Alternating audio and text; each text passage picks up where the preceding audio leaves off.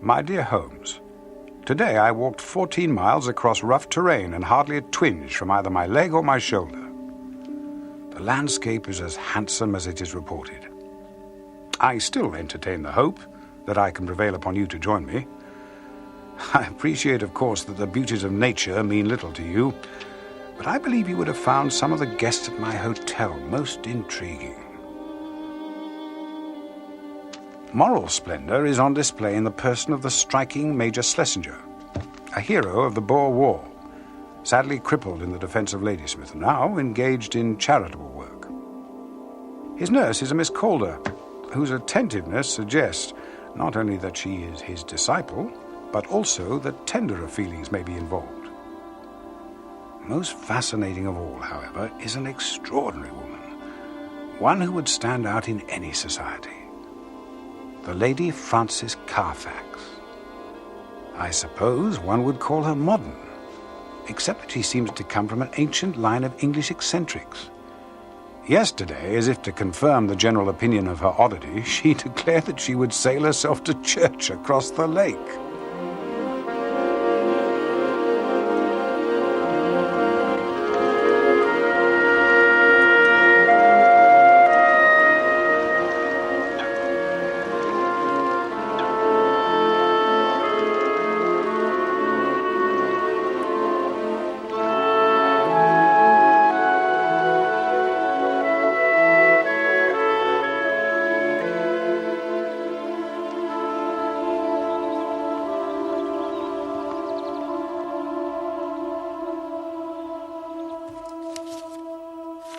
There was much speculation in the hotel carriage as we travelled towards the charming little lakeside chapel about whether Lady Frances would be as good as her word. And those of us foolish enough to doubt her were soon rebuked by the sight of the skiff moored in the shallows and by the stern gaze of its captain when she greeted us within.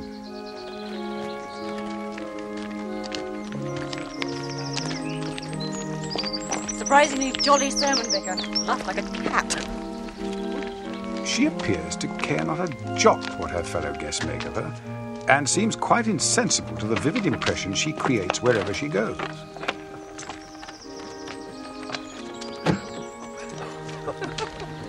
We were all amused, certainly, at the sight of her trying to board the skiff, but since she had accomplished the outward journey with such skill, we had no reason to suppose that her return voyage would present her with any greater difficulty, or that it would end in the way that it did.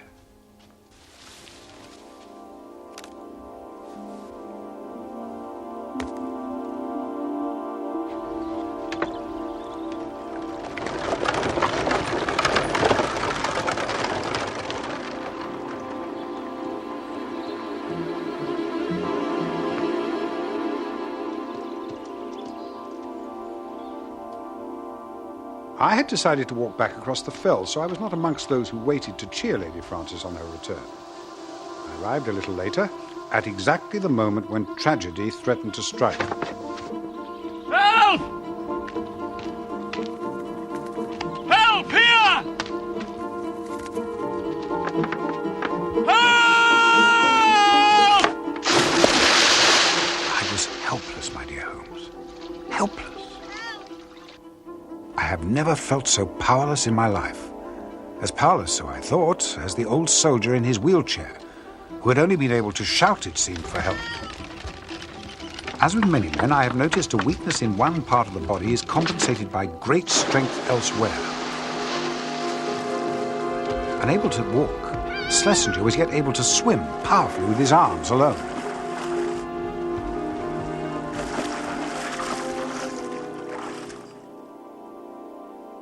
Reinforcements arrived in due course from the hotel, and tragedy was happily averted. Now all parties are recovered, it is reported that the Lady Frances is resentful of her rescue, as if her suffragette principles had been somehow compromised. All agree, at any rate, that Major Schlesinger is the hero of the hour. Miss Calder's attentions are now translated into patent adoration. No doubt further praise will be in order when he lectures on his missionary activities at the hotel tomorrow. He is, by the way, the British representative of the Mission Church of Christ the Healer, whose theatre of works is the High Andes of Peru.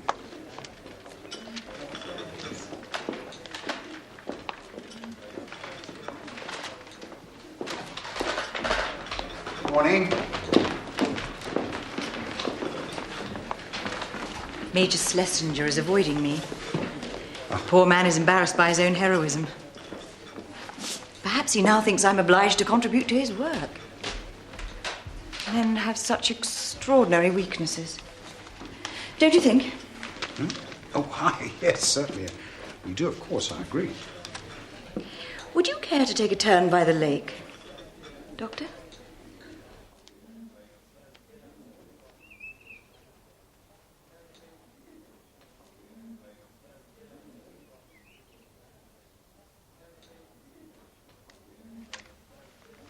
Major Schlesinger works tirelessly for his church, does he not? Oh, I understand the need for funds is considerable.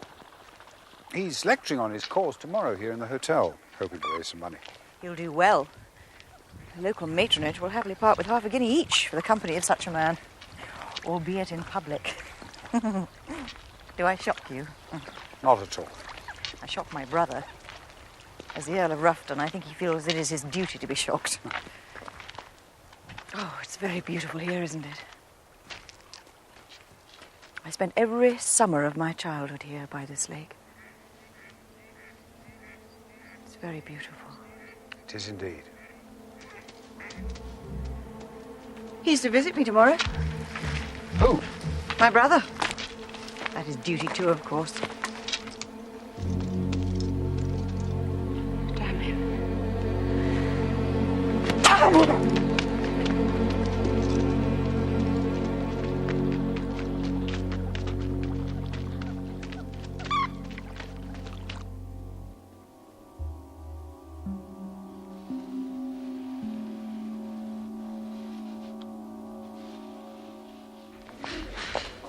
Ah, Lady Frances. What a pleasant surprise. I must confess that her behavior continues to fascinate me. I grant that her reaction to this unknown horseman was extreme, but many of her reactions are. Had she known him, I wonder? What lies in her past to prompt this fear of him? In looking for an explanation, I am placing some hopes in the visit we expect this afternoon from her brother, the Earl of Rufton. By all accounts, his oddities are of an entirely different order from those of his sister. Where she flouts convention, he has raised the conventions of a former era to the status of a faith. As for myself, I notice an increasing indifference to the natural beauty which lies about me. My thoughts return constantly to the Lady Frances. There is something about her life which prompts my sympathy, some unhappiness I can sense, which I would dearly like to dispel. It is to be hoped that her spirits will be lifted by her brother's visit, for she remains subdued from yesterday's strange encounter. Who is he, Holmes? Why does he not wish to make himself known? Why, indeed?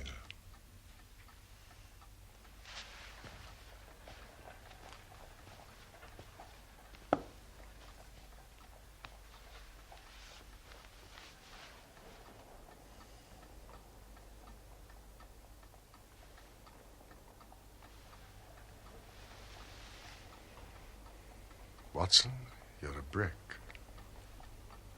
I came here, Fanny, to see how you were, not to be lectured. It's not a lecture, it's a request. Sounds like a lecture. It's quite simple. I need some money. Just like that.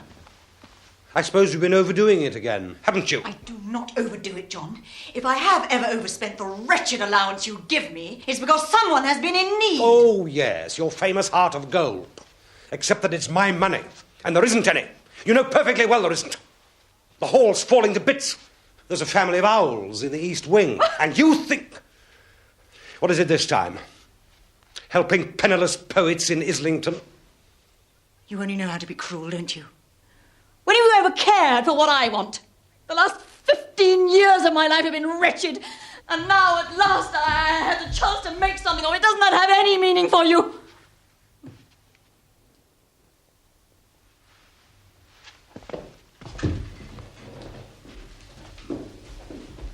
Good afternoon. The difference it makes is that I wouldn't be being told what to do. You know I loathe it. The trouble is you won't even take advice, will you? You've been offered everything. You've turned it all down. What have I been offered? Marriage. Good marriages. To be the unpaid slave of a titled yokel who hasn't even read a book, who thinks bark is something terriers do. All right, all right. What have you got against me doing this? What? I want to get out of this miserable mess my life is in.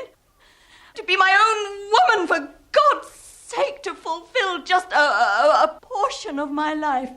Why do you always hold me back? Think of it, John. Think of it. Just one payment. One. You could see the back of me forever. The Mule Express, as we have dubbed it, brings the mail once a month.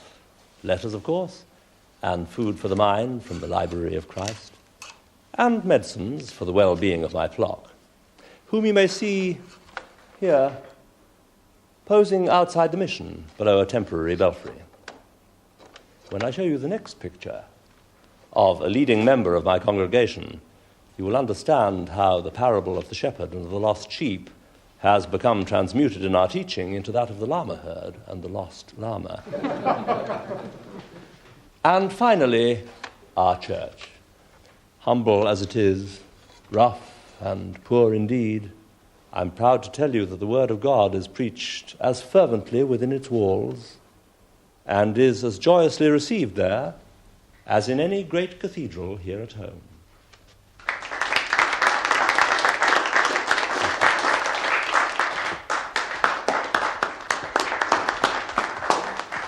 Thank you, as inspiring as I predicted. I regret to say that the rigours of his itinerary press hard upon Major Schlesinger, who will shortly be departing for Whitehaven. We shall be taking up a collection on behalf of his estimable mission, of course. What do you mean? I mean that the remedy lies in your own hands. How? You know how. If you're really serious, you know what to do, damn it. I'm sick of you coming to me with these crackpot notions. You know my responsibilities. If you hadn't thrown away all your chances, you wouldn't be in this position now. Well, I've had enough. You know what you have to do. Grow up and do it. My last resort. My very last resort. How can you suggest it? Groom! Groom! Where the devil are you?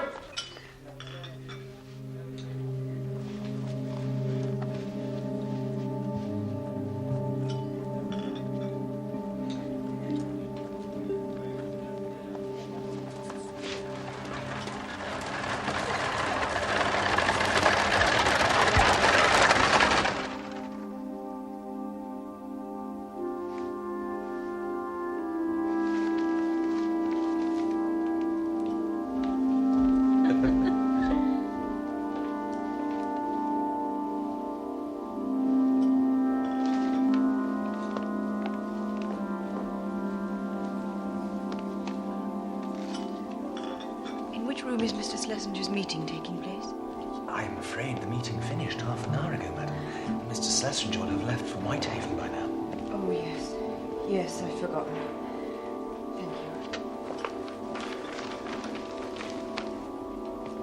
Thank you. Lady Frances.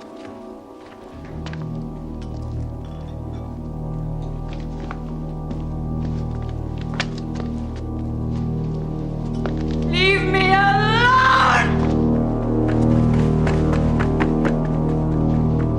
Excuse me. You, sir! I've no doubt you will tell me my fears are unfounded, Holmes. But the repeated appearance of this man has cast a shadow over her life which, try as she might, she cannot lift.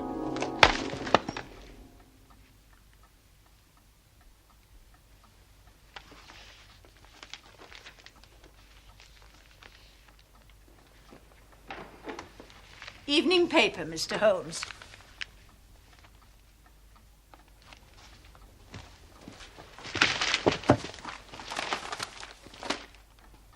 Mrs. Hudson, fetch me a cab!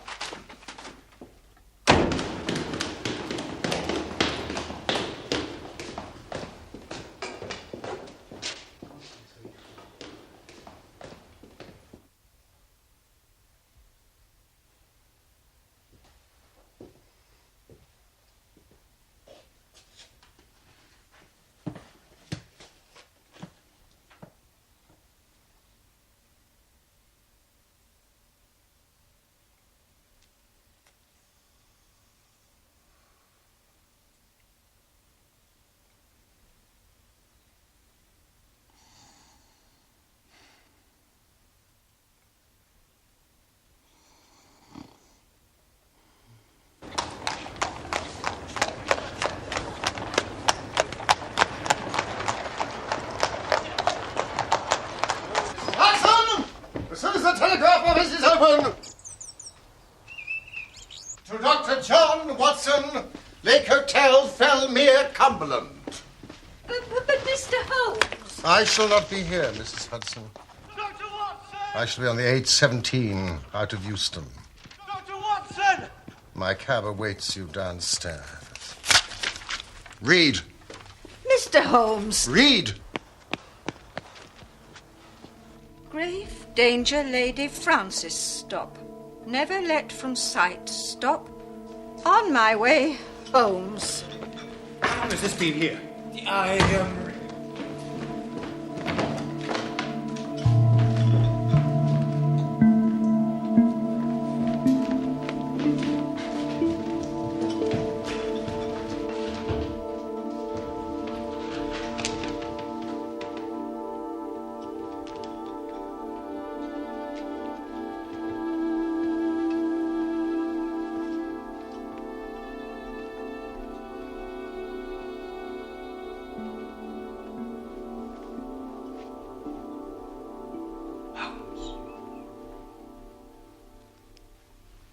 Disappeared, Watson. Disappeared. Did Lady Frances pay her bill? No, sir. Did she order any transport? No, sir. She took none of her luggage? We think not, sir. Where's Mr. Holmes? Nothing yet, Holmes. I'm beginning to fear the worst. I blame myself. I knew I should have pursued that fellow. It is a possibility. What is? Do you not see it is most conspicuous? What? The skiff, Watson, the sailing skiff. It's not here. Precisely. It is possible that there lies the Lady Frances Carfax silent row to Adonside. It is the nearest railhead, as you know. You don't mean that this fellow abducted her by boat? Silk. It is one of the three more likely possibilities. Best French single. Dove grey. She had a grey silk shawl. Oh, that will tell us nothing more. What other three possibilities, Holmes? But what did she usually wear, the shawl? Oh, her outside clothes. The three possibilities. She may have run away with an intended abductor. He may have abducted her by boat, as you suggest, or by some other means. She may, considering her emotional condition, have been deceived into going with him. I can hardly believe that. She was terrified of him. Believe me. I believe you. Yes. A stray chicken in the world of foxes. Once she's gobbled up, she's hardly missed. Come, Watson. Our horses should be saddled by now. Horses? I have been somewhat extravagant in my choice of mounts, but delay must be dangerous in this matter. We should be at Rufton Hall at dusk.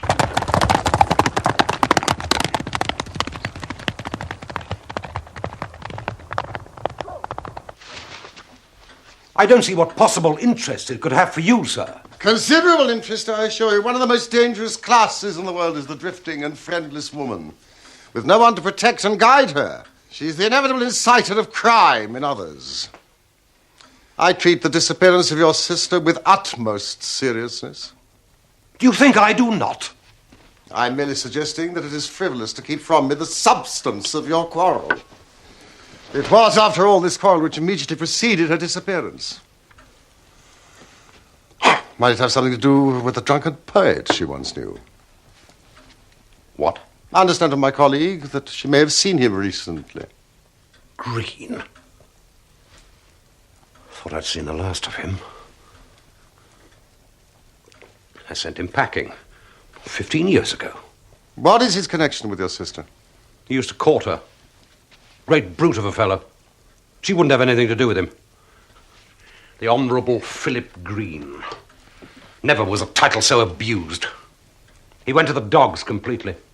Drink, gambling. Ended up destitute in Islington, pretending to write poetry. Of course, Francis became interested in him as soon as he lost everything. How did you send him packing? He was a violent fellow, and he drank. I'd heard talk of prosecution, debt, assault. I gave him £100 and bought him a ticket to Australia. Show his face round here, I'll set the dogs on him. Now, your quarrel with your sister. Money. She wanted money.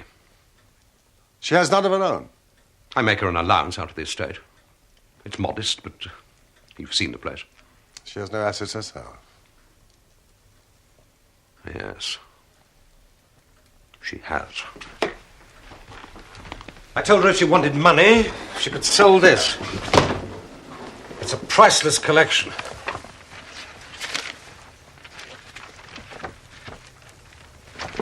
That was designed for the French royal family by Fragonard. We acquired it all at the Revolution. And now it's hers. What I have is owls. Owls in the East Wing. Want to see the owls? Where does she keep them? Does she travel with them? No. Well, then where are they kept? My lord, your sister has vanished.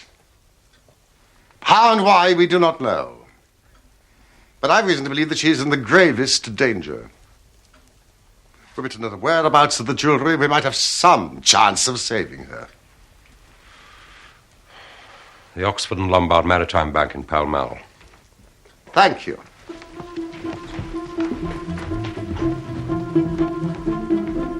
The Oxford and Lombard Bank opens its doors in 12 hours.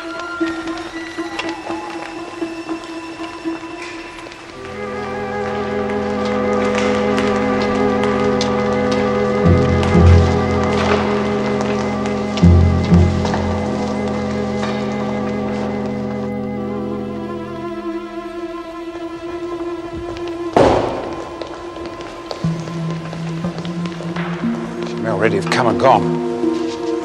The bank's been open for 20 minutes.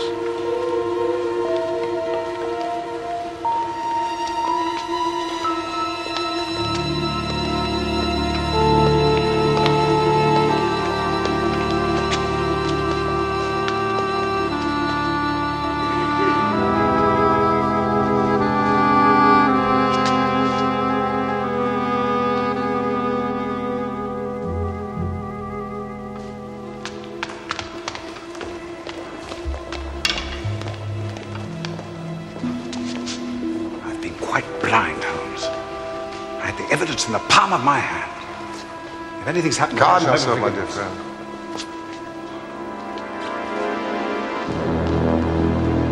Holmes, look. May I help you, sir? Yes, please. I wish to see the manager. Sir Parlour McNeil. It's a private matter concerning a family deposit with the bank. My colleague.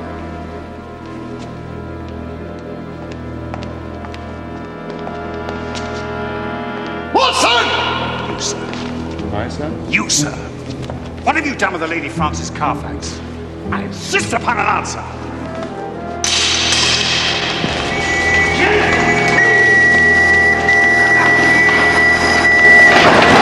Please, excuse my friend. He had a sleepless night on the Carlisle mail Express. No, Watson! Please! Please!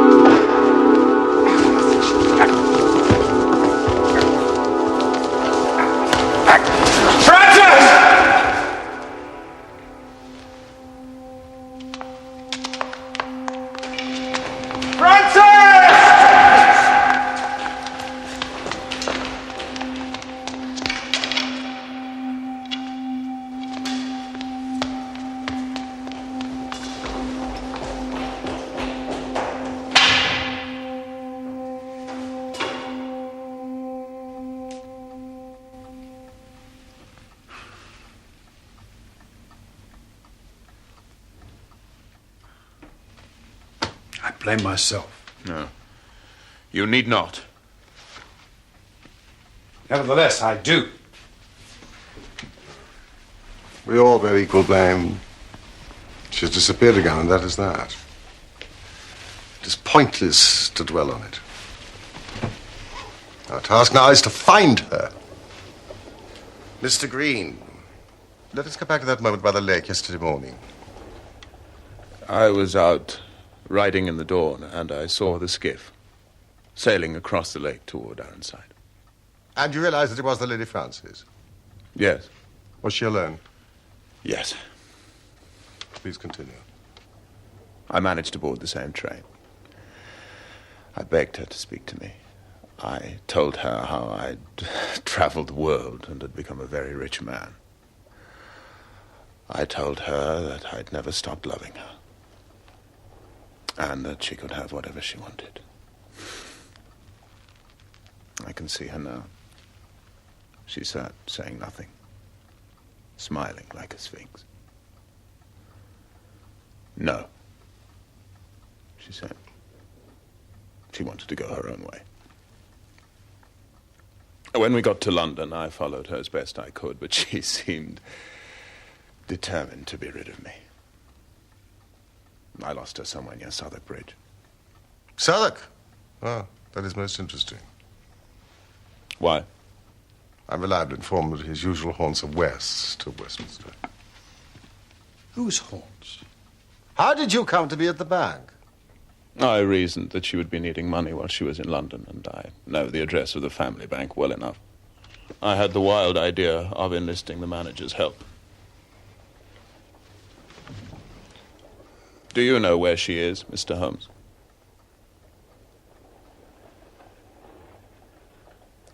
No, I do not.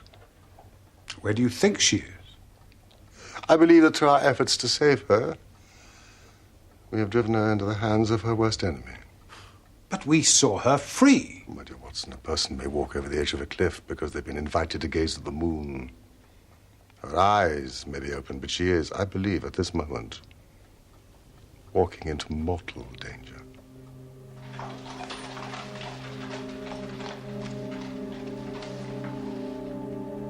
Schlesinger.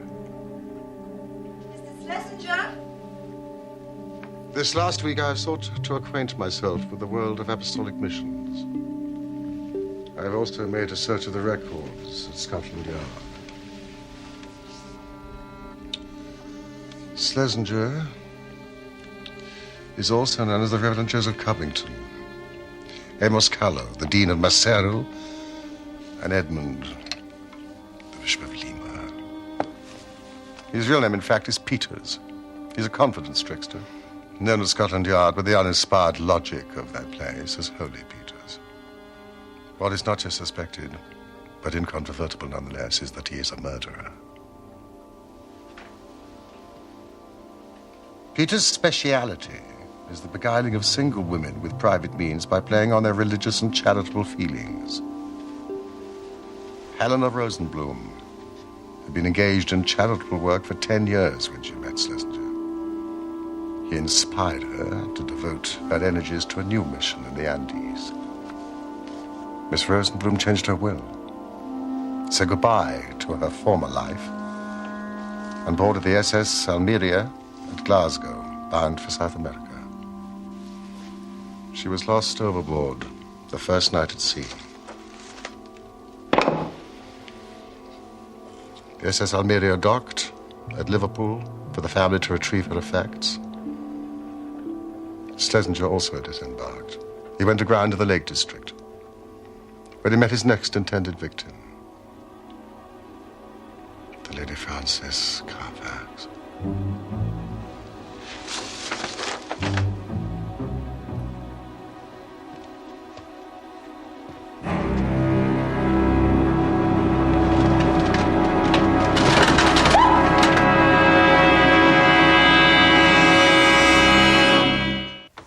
At last, gentlemen! At last. Where was it pawned? Riley's of Stockwell. It was, by my calculation, the 27th shop I tried. Riley has received 2 sentences, to my knowledge, for the receipt of stolen goods. He will cooperate with us. What does this mean? What does it mean? Please, Mr. Green, this is pointless. Don't torture yourself. You think the torture is self-induced? The thought of Francis in the hands of criminals? Such thoughts come unbidden, Mr. Holmes. They break through the strongest defenses the mind can raise against them. Calm yourself, Mr. Green. Calm yourself. If she's still innocent of Schlesinger's true identity, she may well be safe for a time. And if not? Then it is clear that he cannot let her loose without his own destruction. Now we must continue to hope that she remains ignorant of who he is.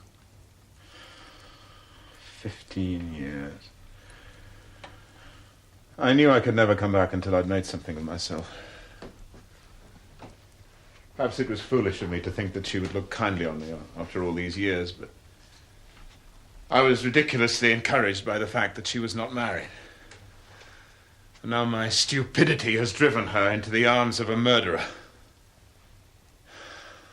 What can I do? Is there nothing I can do? Doesn't you know you by sight? No. Ah, well, then there is something that you can do. But it will demand great patience. I have waited for 15 years, Mr. Holmes. Schlesinger's had a fair price for the jewelry, no questions asked. He will almost certainly return to Riley's shop. The Rosenblums have challenged the will. I give this note to Riley. He will let you wait at the shop. It may be a long wait, but you must possess your soul in patience. And above all, no violence.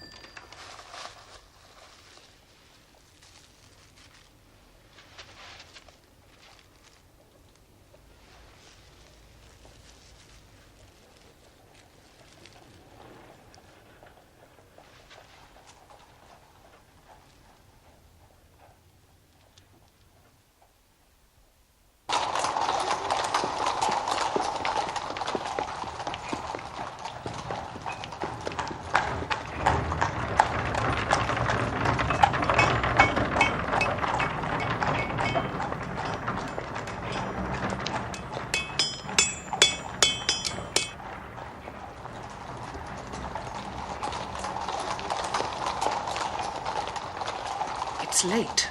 Well, it should have been there before now. I dare say it took longer, being out of the ordinary.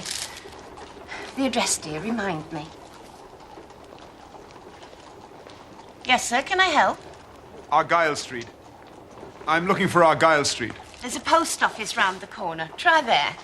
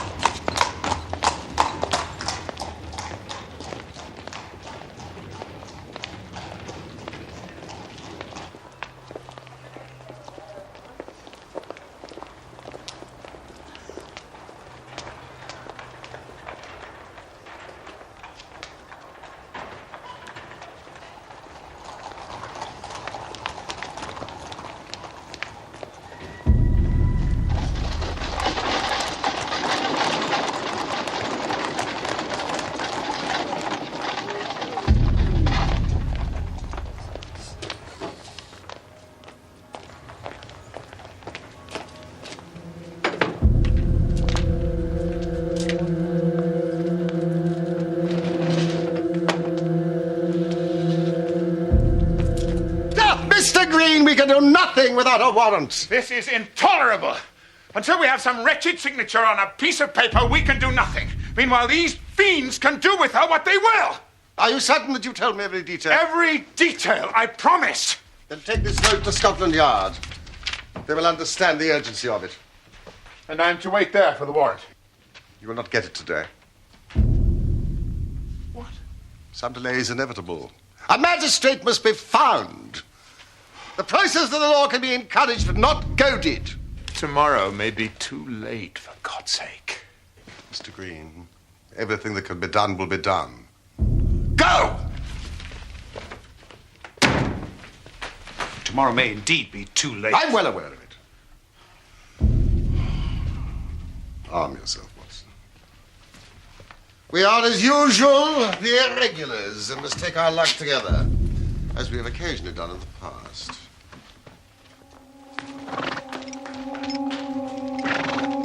8 o'clock tomorrow morning, Brixton Cemetery.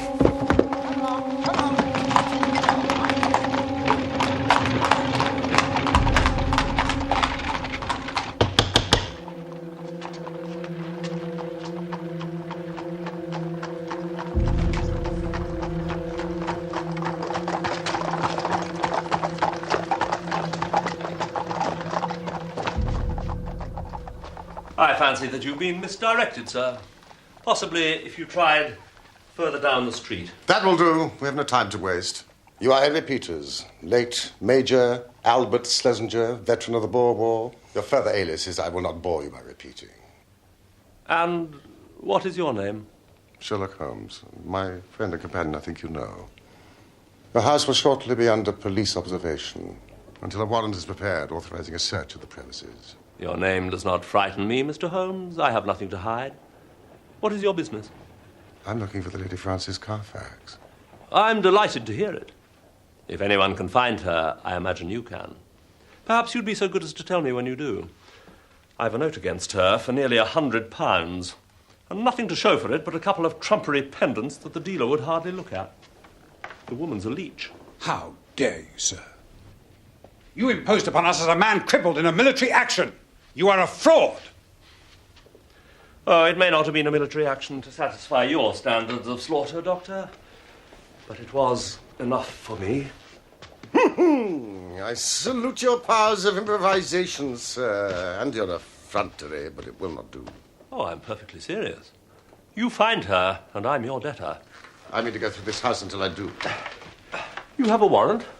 This will serve until a better one comes. Why, you're a common burglar. And my friend is a dangerous ruffian. Together we mean to go through your house. I'm in no position to stop you. Search where you will. I have nothing to hide. Where is the coffin that you had brought into this house? That is none of your business. I repeat, where? Is it not enough that you force your way into my home? That you threaten me at gunpoint? Must you also now invade the peace of the dead? Where? I shall not tell you. Hold him here, Watson.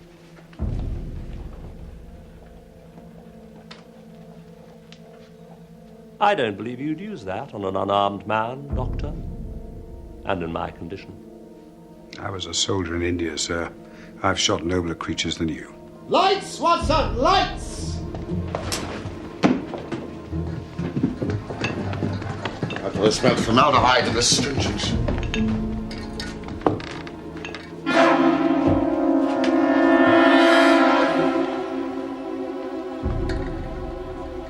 Thank God.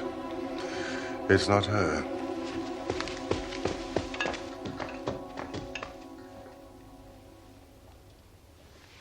Get them out. You have violated the peace of the dead. You will now leave. Who is she? Get them out. Her name is Rose Spender. Get them out! She is my wife's old nurse. She's been with the family for half a century. She died 2 days ago. We are to bury her tomorrow morning. Now get out, before I ask the police you have summoned to my home to come in and throw you out.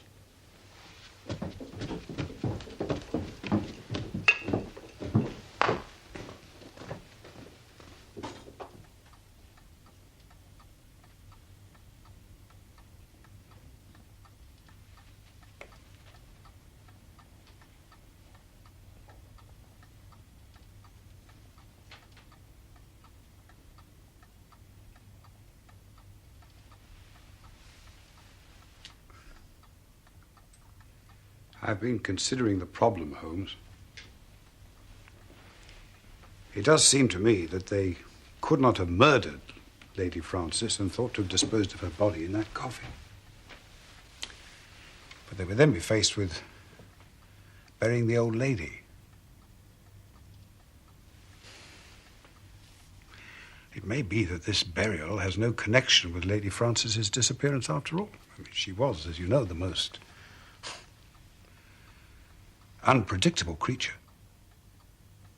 It may be that she had second thoughts about Schlesinger. She may even have had some inkling of the kind of man we believe him to be and removed herself from the house. He was, after all, happy to let us search it. What do you think?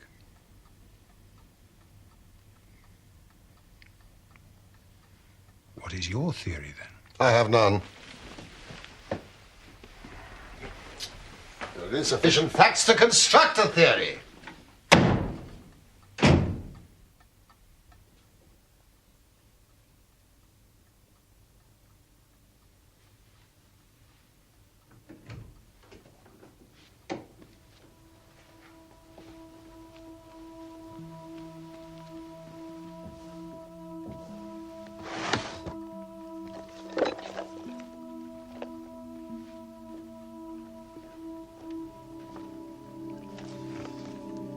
You think there's something you've overlooked?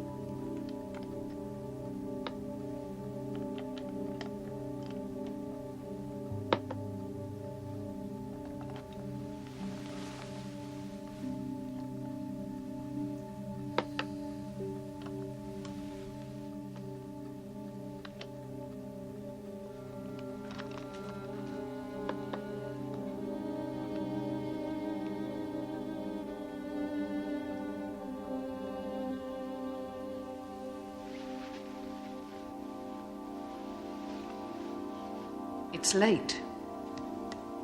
Well, it should have been there before now. Dare say it took longer being out of the ordinary.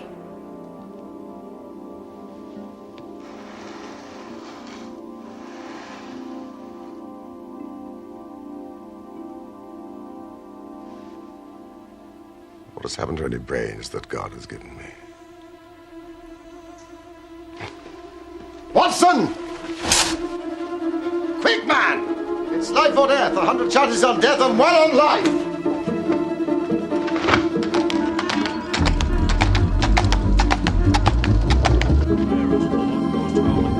O God most mighty, O holy, O merciful Saviour, thou most worthy judge eternal, suffer us not, at our last hour, for any pains of death,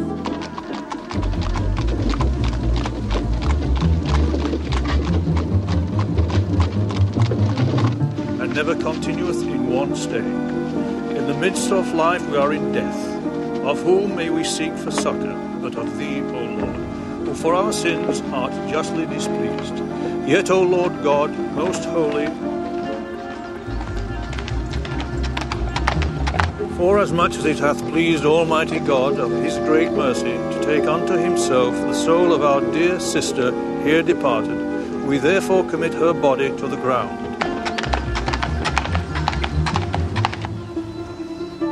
Earth to earth, ashes to ashes, dust to dust, and sure and certain hope. Stop! Raise that coffin! What the devil do you mean by this sacrilege? Murder, sir! Murder is what I mean. Why such a deep coffin for such a small old lady? A sovereign to each of you. If you can lift the lid on that coffin in 1 minute!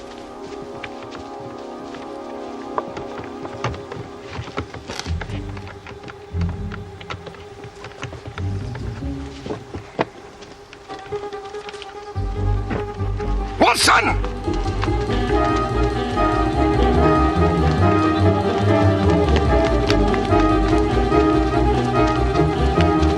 Stop or I'll shoot!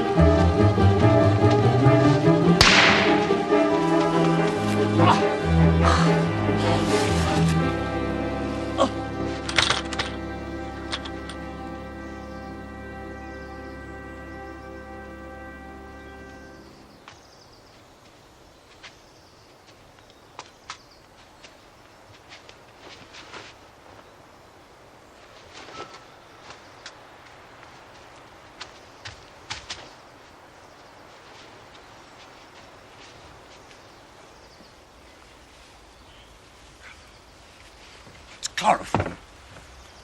She's known literally the terrors of the grave. God knows what this will have done to her.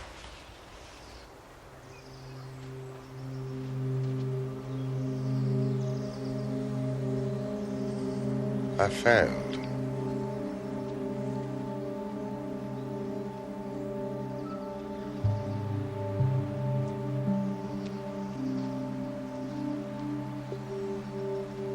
I have brought her back here to the country of her childhood, which is one of the most beautiful on this planet. There has been a great improvement as a result. A landscape so familiar and so intimate to her will prompt in time a full response, I feel sure, as will the company of friends and family who've all been most kind and dutiful.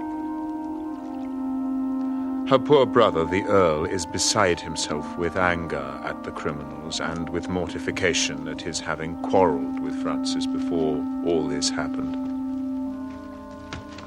Finally, please accept the enclosed as a token of my gratitude for your saving of my dear Francis, Mr. Holmes. And I look forward to our entertainment of you and Dr. Watson in a happier future. I cannot accept it. I refuse to be rewarded for fostering a tragedy. I've never suffered such a complete eclipse of my faculties. Well, like any eclipse, Holmes, it's only temporary.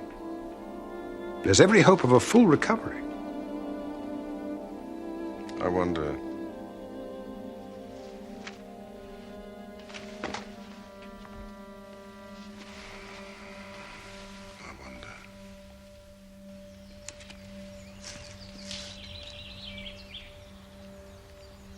Francis?